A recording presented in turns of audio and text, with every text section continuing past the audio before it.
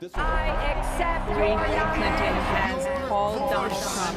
The scene here is so different than it was a few hours ago. Donald Trump wins the presidency. That's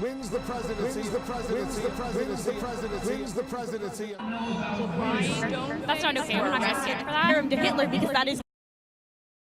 The night of November 8th through November 9, we were so sure that Hillary Clinton would win. My father knocked on my door and told me, I vomited. I was like, or maybe I didn't, but I was definitely gagging. I was like, I couldn't believe it. It just was unfathomable.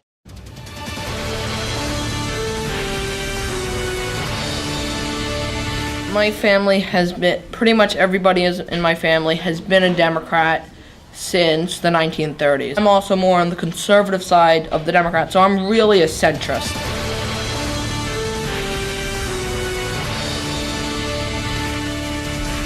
Both my parents are involved in the government. My mother, both of them work for the government. My father's a judge and my mother's a research attorney. So I do have a lot of exposure to politics, and I really do enjoy it for whatever reason. I like to read about political science. It's one of my favorite things. I mean, I would say that my political background is fair.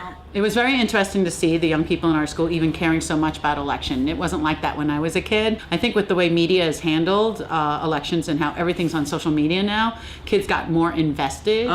When the results first came out, Logan came in very upset, very angry, yet very sad. It really didn't affect his schoolwork, but I will say it affected his personality. There was times where he went, if I mentioned something, especially about the environment, when I covered the environment, there'd be a lot of strong opinions. Infamous travel ban, which usually I would not have a problem with, and I think that the revised travel ban was better.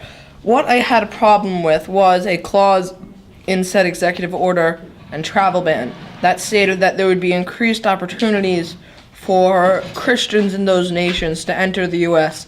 At that point, I felt that it became a religious ban, a Muslim ban. The White House staff. There's Kellyanne Conway, who lies all the time. And what's really scary about that is, what's the difference between her going on television and saying that Muslims murdered Americans in an event that never happened? What's the difference between Goering going on the radio and saying that Jews murdered Germans?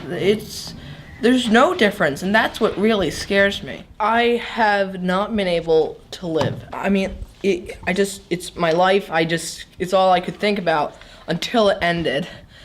Now I have other things to think about regarding the results of that election and the implications of Donald Trump's presidency.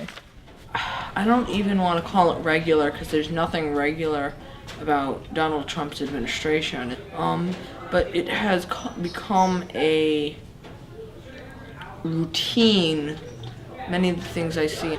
Because it's so much, it just doesn't affect me anymore. Results. I just want you to know you have to stay encouraged. Don't get cynical. Don't ever think you can't make a difference.